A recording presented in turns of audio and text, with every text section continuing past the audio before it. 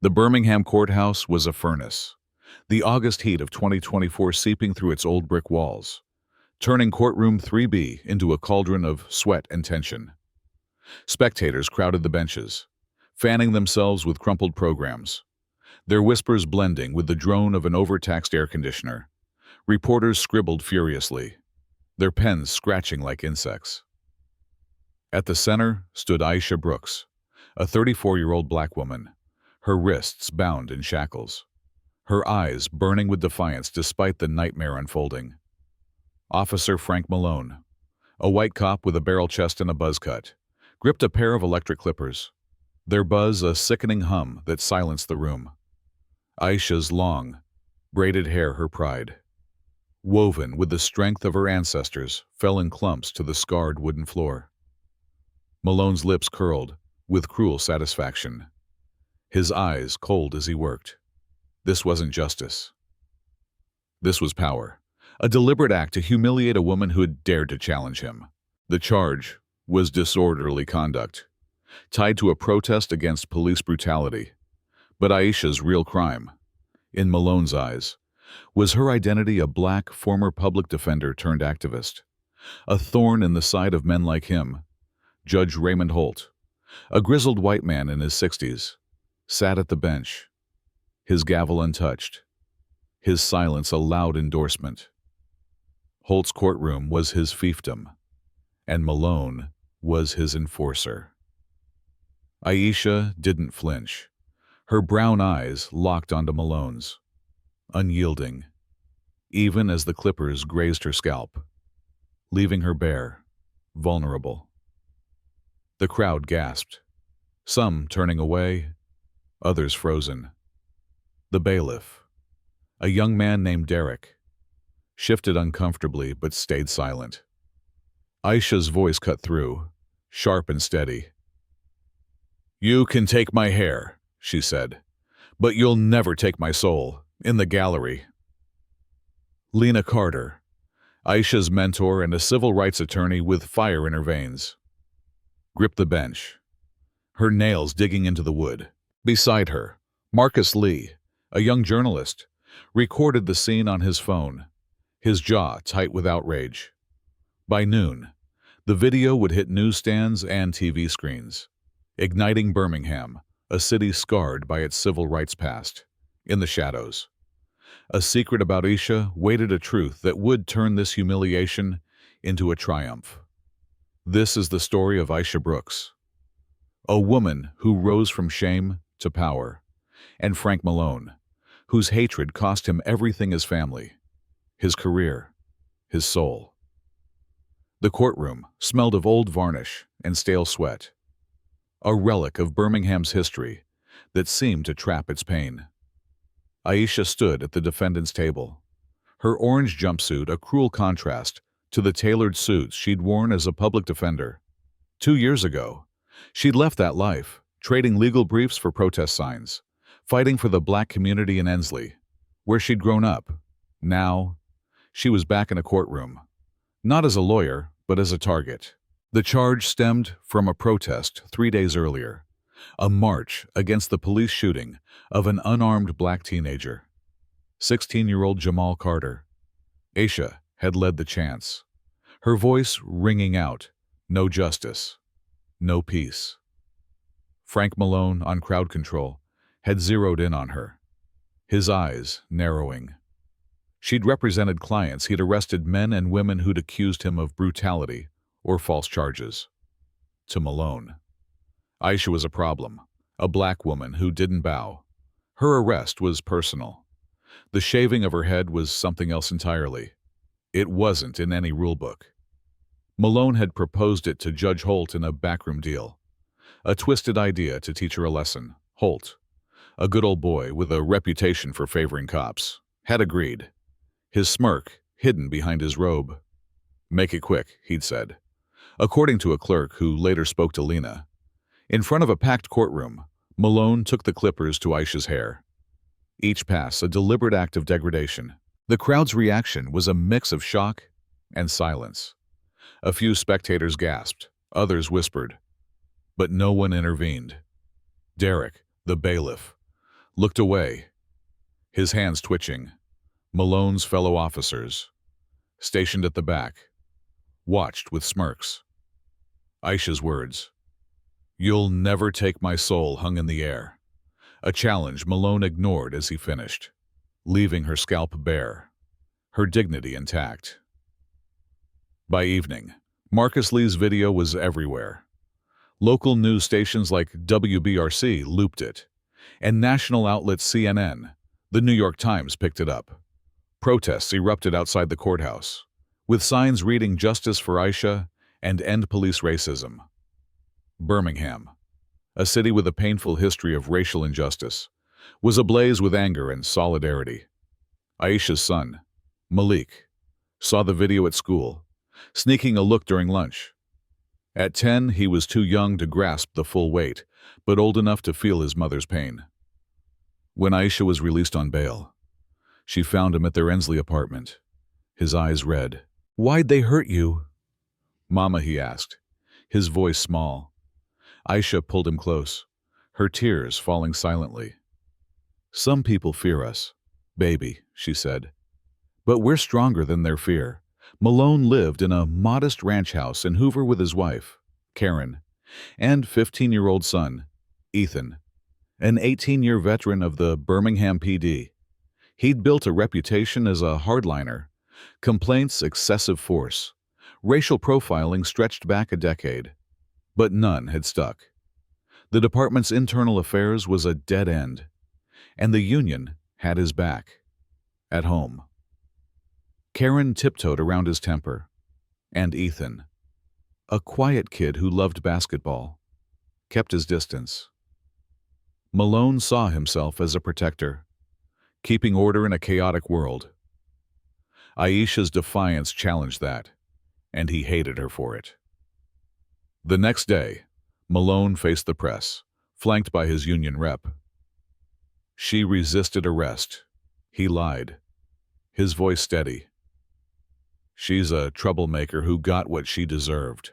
The crowd booed, but Malone stood firm, believing the system would shield him. But Birmingham was waking up. Protests grew. Churches held vigils. And a fundraiser for Aisha's legal fees raised $70,000 in days.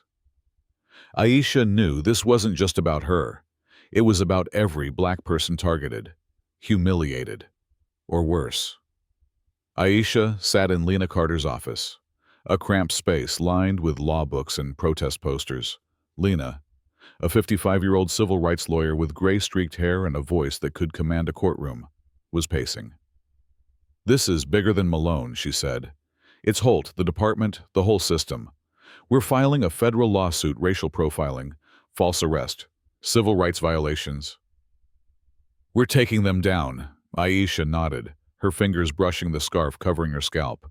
The humiliation stung, but her anger burned brighter. "I want justice," she said.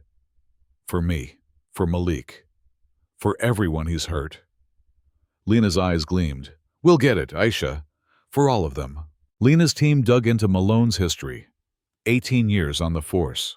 A trail of complaints, excessive force, racial slurs, planted evidence. Yet he'd always walked free, protected by a department that buried investigations and a union that fought for him. Lena tapped her network activists, former clients, and a few cops willing to talk. They painted Malone as a predator, targeting black and Latino residents in neighborhoods like Ensley and Pratt City. The breakthrough came from Officer Jamal Reed, a black rookie who'd been partnered with Malone for 4 months. Jamal had joined the force to make a difference. But Malone's actions, taunting black suspects, bragging about teaching them respect, sickened him. Jamal came forward with evidence-falsified reports, tampered body cam footage, and a ledger showing payments from businesses for protection. The ledger named Holt, linking him to a private prison company profiting from his sentences. Birmingham rallied behind Aisha. Protests swelled, led by Tasha, a 25-year-old activist with a megaphone and a mission. Signs read, "Aisha's, fight is our fight, and no more silence." Local churches raised funds, and the community poured support into Aisha's legal battle. But the backlash was fierce. Malone's supporters, mostly white. Some cops called Aisha a troublemaker in letters to the Birmingham News. Malone leaned into the narrative, telling a TV reporter, "She escalated it. I was doing my job at home." Malone felt the first stirrings of doubt. Karen was quieter than usual, her eyes avoiding his. Ethan stayed in his room, headphones on, refusing to talk. Malone brushed it off, telling himself they didn't understand the pressure he faced. But late at night, alone with a beer, a flicker of guilt crept in. He saw Aisha's face, her unyielding stare as the clippers buzzed. He pushed it away, blaming her, the protesters, anyone but himself. "I'm the good guy," he muttered, but the words felt hollow. Then came the letter. It arrived at Aisha's apartment, typed and unsigned. "You're more than they know. Take the bench. Change the game." Aisha showed it to Lena, her hands trembling. 6 weeks earlier, the governor had appointed her to a vacant judicial seat to diversify Birmingham's courts. The announcement was delayed due to pushback from Holt's allies, who called her too radical. Now, someone knew and the secret was out. Lena's team pressed harder, uncovering a court clerk who'd overheard Holt and Malone plotting Aisha's humiliation. The clerk's testimony, combined with Jamal's documents, exposed a conspiracy tying the police, courts, and private prisons. Lena filed the lawsuit, naming Malone, Holt, and the Birmingham PD, and sent the evidence to the Department of Justice, which opened a federal probe. Frank Malone sat in his patrol car, the engine idling in a deserted lot. The Birmingham skyline, a faint glow against the night. The radio crackled, but his mind was elsewhere. Aisha's face haunted him, her defiant stare as the clippers buzzed, her words echoing. "You'll never take my soul." He'd meant to break her, to show her who held power. But now, with the DOJ closing in and protests filling the streets, he felt the walls closing in. Flashbacks came unbidden. A black teenager, 17, cuffed in an alley in 2019, his lip bleeding after Malone's fist connected. "You need to learn respect," Malone had growled. A single mother, arrested on a false drug charge in 2021, her kids screaming as she was dragged away, each time. Malone had justified it, keeping order, protecting the city. He'd grown up in a world that told him he was right white, male, a cop.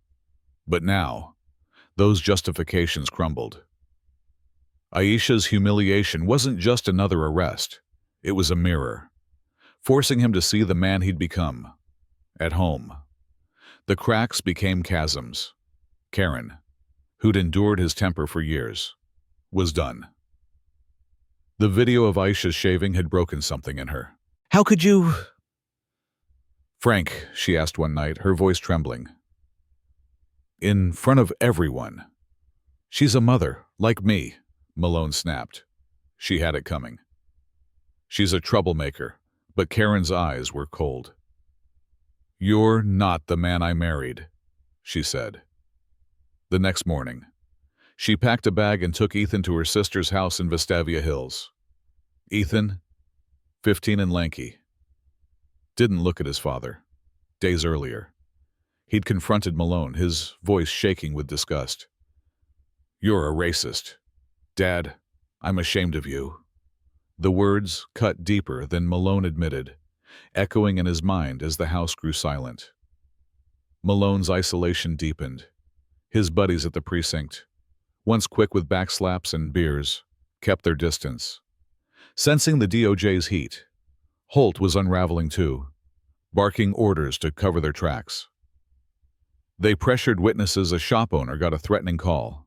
A teenager recanted his statement after a late-night visit from one of Malone's allies. But the evidence was mounting. Jamal's ledger, the clerk's testimony, bank records showing payments to Malone and Holt. The conspiracy was fraying. Alone at night. Malone drank heavily, The empty bottles piling up. Guilt clawed at him. A beast he couldn't fight. He saw Aisha's eyes, Malik's tears on the news, Ethan's back as he walked away. He pulled out a photo of Ethan, smiling at a basketball game 2 years ago. Before the fights, before the shame, Malone's chest tightened, his breath ragged. "What did I do?" he whispered, the words escaping before he could stop them. He'd believed he was protecting his city, his family, his way of life. But now, he saw the truth. He'd protected a lie, and it had cost him everything. He replayed his life growing up in a white suburb, hearing his father's rants about those people, joining the force to be a hero. But the hero was gone, replaced by a man who'd hurt people, who'd hurt Aisha, who'd lost Ethan's respect. He wanted to apologize, to undo it, but the weight of his actions was crushing. He clung to denial, telling himself the system would save him. But the guilt was louder now.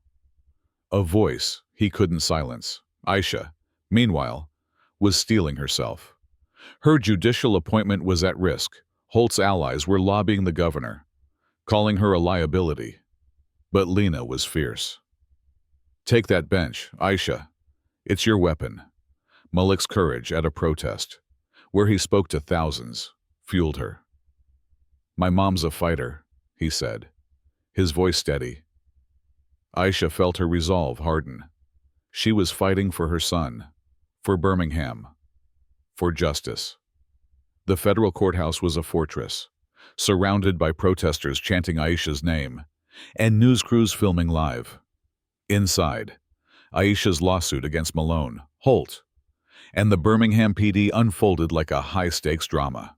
Lena presented a mountain of evidence: Jamal's testimony, the ledger tying Holt to private prisons, the clerk's account of the backroom deal, and Marcus's video, played on a loop for the jury.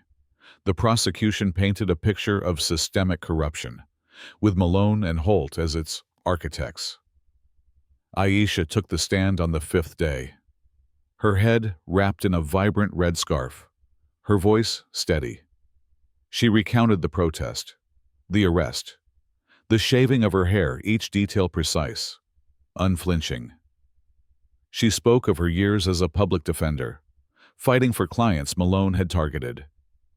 "This isn't about one moment," she said, her eyes sweeping the courtroom. "It's about a system that lets men like him thrive, while people like me suffer." Malone's defense was weak. His lawyer claimed Aisha had provoked him, but the video told the truth. The jury, a diverse mix of Birmingham residents, watched in silence. Aisha's dignity shining through. Lena's cross-examination tore through Malone's witnesses, cops who faltered, a sergeant who admitted to looking the other way. Malone sat stone-faced, but inside, he was unraveling. Aisha's testimony was a mirror, reflecting every person he'd hurt, every life he'd damaged. He saw the teenager from 2019, the mother from 2021, Aisha's unyielding stare. Guilt choked him, a weight he couldn't shake, on the final day. The courtroom buzzed. The night before, Aisha had been sworn in as a judge in a private ceremony, attended by Lena, Tasha, and Malik. When she entered, wearing a black robe, the room fell silent. Malone's face drained of color, his hands trembling. Judge Aisha Brooks didn't take Holt's bench. She sat in the gallery, a symbol of her new power. The crowd erupted, and the federal judge, Clara Evans, nodded in respect. The verdict was swift. Malone was guilty on all counts: civil rights violations, abuse of power, obstruction of justice. He faced 15 years in federal prison. Holt was indicted separately, his empire collapsing. As Malone was cuffed, he looked at Aisha, her robe a beacon of justice. Regret hit him like a tidal wave. In a holding cell, alone, he broke down, sobs racking his body. He saw Ethan's face, Karen's tears, the teenager's bloodied lip, Aisha's shaved head. "I'm sorry," he whispered. The words useless now. He'd believed he was right, that his badge made him untouchable. But he'd been wrong, and the cost was everything: his family, his career, his soul. He'd hurt people, destroyed lives, and now he was nothing. Aisha sat in her chambers, the Birmingham skyline glowing under a spring sky in 2025. Her first case as a judge involved a young black man charged with loitering, a charge echoing her own ordeal. She ruled fairly, dismissing the case, sending a message the courts were changing. Birmingham was changing too. The DOJ's probe led to a consent decree for the BPD, mandating body cam reforms, de-escalation training, and oversight. Tasha's activism grew. Her organization empowering youth in Ensley, Jamal Reed's nonprofit trained officers in accountability. Malone in a federal prison was a shadow of himself. His badge gone. His family lost. He spent nights writing letters to Ethan, apologies he'd never send. I was wrong, he wrote, his pen shaking. I let hate blind me. I failed you. He saw Aisha on the news, a judge now, and felt a strange mix of shame and awe. He'd meant to break her, but she'd risen, while he'd fallen. Karen had moved on, filing for divorce. Ethan, now 16, refused his calls. His last words, "I'm ashamed of you," a wound that wouldn't heal. Malone replayed his life, the teenager he'd beaten, the mother he'd framed. Aisha's defiance. Each memory was a brick in the wall of his guilt. He'd been a cop, a husband, a father. Now, he was a man who had lost it all, haunted by the truth he'd chosen hate, and it had consumed him. Aisha kept a photo on her desk, her and Malik at a protest, his hand in hers. She'd kept her promise to fight, to rise, to lead. As she prepared for her next case, she felt her robe's weight, a shield for justice. Birmingham's road was long, but with Judge Aisha Brooks on the bench, hope was alive.